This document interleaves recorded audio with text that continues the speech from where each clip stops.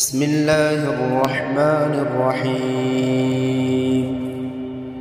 ألف لام ميم.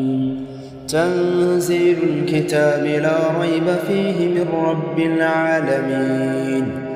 أم يقولون افتراه بل هو الحق من ربك لتنذر قوما ما أتاهم من نذير من قبلك لعلهم يهتدون. الله الذي خلق السماوات والأرض وما بينهما في 6 أيام ثم استوى على العرش ما لكم من دونه من ولي ولا شفيع أفلا تتذكرون. يدبر الأمر من السماء إلى الأرض ثم يعرج إليه في يوم كان مقداره 1000 سنة مما تعدون. ذلك عالم الغيب والشهادة العزيز الرحيم الذي أحسن كل شيء خلقه وبدأ خلق الإنسان من طين ثم جعل نسله من سلالة من ماء مهين ثم سواه ونفخ فيه من روحه وجعل لكم السمع والأبصار والأفئدة قليلا. وقالوا أئذا ضللنا في الأرض أئنا لفي خلق جديد بل هم بلقاء ربهم كافرون. قل يتوفاكم ملك الموت الذي وكل بكم ثم إلى ربكم ترجعون. ولو ترى إذ المجرمون ناكسوا رؤوسهم عند ربهم ربنا أبصرنا وسمعنا فارجعنا نعمل صالحا إنا موقنون. ولو شئنا لآتينا كل نفس هداها ولكن حق القول مني لأملأن جهنم من الجنة والناس أجمعين فذوقوا بما نسيتم لقاء يومكم هذا إنا نسيناكم وذوقوا عذاب الخلد بما كنتم تعملون. إنما يؤمن بآياتنا الذين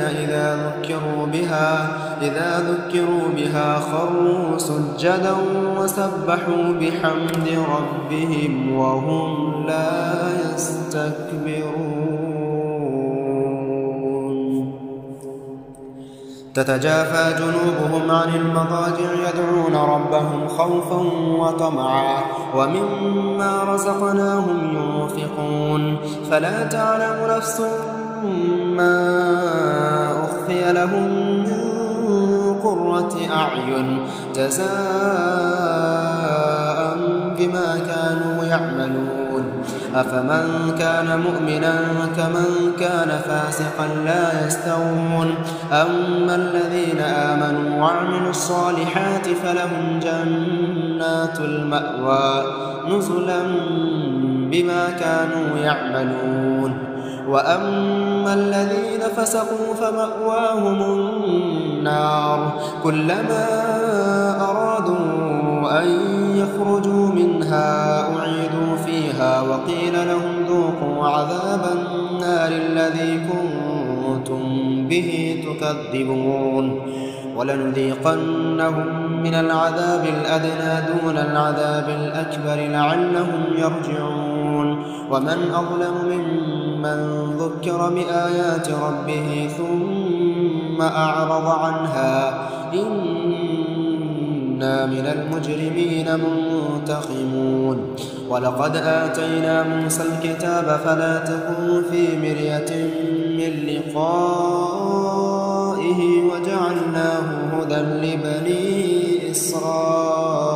إسرائيل وجعلنا منهم أئمة يهدون بأمرنا لما صبروا وكانوا بآياتنا يوقنون إن ربك هو يفصل بينهم يوم القيامة فيما كانوا فيه يختلفون أولم يهد لهم كم أهلكنا من قبلهم من القرون يمشون في مساكنهم إن في ذلك لآيات أفلا يسمعون أولم يروا أنا نسوق الماء إلى الأرض الجرز فنخرج به زرعا تأكل منه أنعامهم وأنفسهم أفلا يبصرون ويقولون متى هذا الفتح إن كنتم صادقين قل يوم الفتح لا ينفع الذين كفروا إيمانهم ولا هم ينظرون فأعرض عنهم وانتظر إنهم منتظرون.